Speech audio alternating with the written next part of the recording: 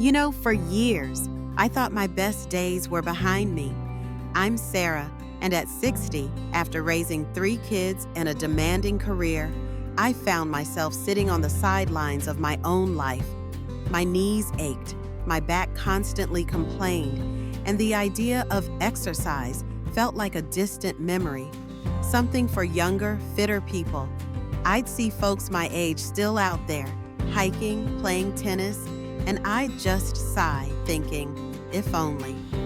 I swallowed all the common misconceptions, that getting older meant getting weaker, that aches and pains were just a part of the deal, and that vigorous exercise was a recipe for injury, not vitality.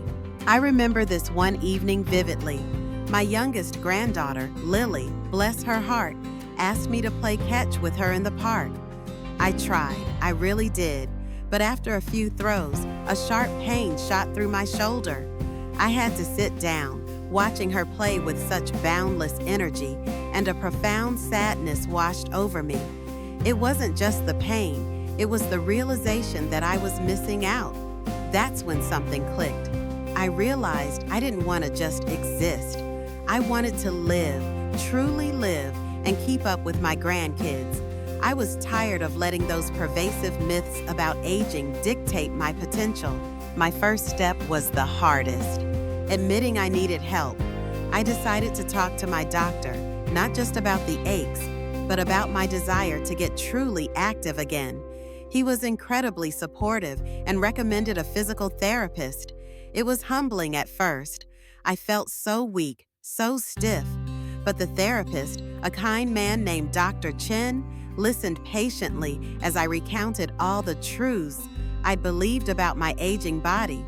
He gently but firmly debunked them, one by one. He showed me how gentle, consistent exercise could actually strengthen my joints, not damage them. He taught me about the importance of resistance training to combat muscle loss and how flexibility exercises could improve my range of motion and reduce pain. It was a revelation. Slowly, I started with simple stretches and bodyweight exercises, 10 minutes a day, then 15. It wasn't about being a gym rat. It was about consistency. I learned that what I'd always heard about overdoing it was often just an excuse to avoid starting.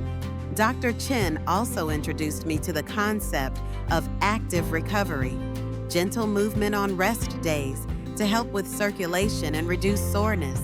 This was revolutionary for me.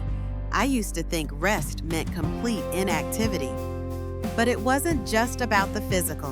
My eating habits were, well, let's just say they needed a serious overhaul. For years, convenience had won out. Processed foods, sugary snacks, and meals that lacked real nutritional value were the norm. I thought because I was older, my metabolism had simply tanked, and there was nothing I could do. Another myth shattered. Dr. Chen, along with a nutritionist I later consulted, explained the crucial role of nutrient-dense foods for aging bodies. They introduced me to the golden menu, not a strict diet, but a framework for eating. It focused on whole, unprocessed foods, vibrant fruits and vegetables, lean proteins like fish and chicken, and complex carbohydrates like quinoa and sweet potatoes. As my physical strength grew, so did my confidence. I started looking for new challenges. I'd always loved dancing, but I hadn't done it in decades.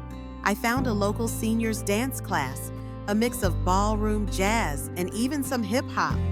At first, I felt a bit awkward, but the instructor was fantastic, and everyone was so encouraging. It wasn't about perfection. It was about movement and joy. The class quickly became a highlight of my week. It wasn't just exercise, it was social connection, a chance to laugh and move with others. My balance improved dramatically, and the constant fear of falling, which had subtly pervaded my life, began to recede. As my physical strength grew, so did my confidence. I started looking for new challenges. I'd always loved dancing, but I hadn't done it in decades. I found a local seniors dance class, a mix of ballroom, jazz, and even some hip-hop. At first, I felt a bit awkward, but the instructor was fantastic, and everyone was so encouraging. It wasn't about perfection, it was about movement and joy. The class quickly became a highlight of my week. It wasn't just exercise, it was social connection, a chance to laugh and move with others. My balance improved dramatically, and the constant fear of falling, which had subtly pervaded my life, began to recede. Then came the hiking. I used to watch my friends post pictures from their hiking trips with a pang of envy. Now I felt a stir of possibility. I started with short, flat trails, gradually increasing the distance and elevation. The fresh air, the beauty of nature, it was exhilarating. There's something incredibly empowering about reaching the top of a trail, seeing the view, and knowing your body carried you there. It wasn't just a physical challenge, it was a mental one, pushing past the voice that said, "You can't do this." Looking back, the biggest lesson I learned is that age is just a number, not a limit. The real limit is often in our minds and the beliefs we hold about what we're capable of. I'm not saying it was easy. There were days I felt tired, days I wanted to give up. But the thought of Lily and the desire to be an active part of my family's life kept me going. I also found an incredible community of like-minded individuals, both in my dance class and on the hiking trails, who shared similar goals and offered immense support. If I could offer one piece of advice to anyone over 40, it would be this: don't let preconceived notions about aging define your future. Your body is capable of so much more than you think. Start small, be consistent, and don't be afraid to seek professional guidance.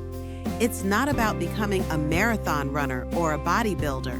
It's about reclaiming your vitality, embracing new experiences, and living a life of purpose and joy, no matter your age.